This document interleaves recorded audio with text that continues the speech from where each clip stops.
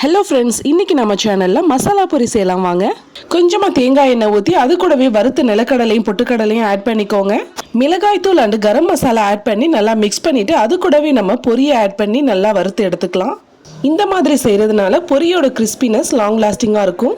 இப்போ நான் சொன்ன ஸ்டெப்ஸ் எல்லாமே அடுப்பை லோ ஃப்ளேமில் வச்சு தான் செய்யணும். இன்னொரு மெத்தட் பார்த்தீங்கன்னா அடுப்பு இல்லாமல் நார்மலாகவே இந்த மசாலா அண்டு பொரி எல்லாத்தையுமே மிக்ஸ் பண்ணி கூட செய்யலாம்.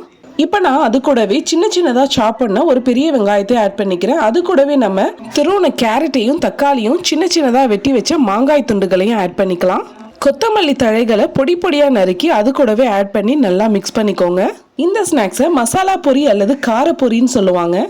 இப்போ நம்ம ஃபைனல் டச்சா ஹாஃப் லெமனை ஸ்க்யூஸ் பண்ணி லெமன் ஜூஸையும் நான் அது கூட ஆட் பண்ணி நல்லா மிக்ஸ் பண்ணிக்கிறேன். லாஸ்ட்டாக தேவைக்கேற்ப சால்ட் ஆட் பண்ணிக்கோங்க. ரோட்டு கடைகளில் வாங்கி சாப்பிட்றத விட இந்த மாதிரி வீட்டிலேயே நம்ம செஞ்சு சாப்பிட்டா மனசுக்கு ரொம்பவே சாட்டிஸ்ஃபைங்காகவும் ஹைஜீனிக்காகவும் இருக்கும்.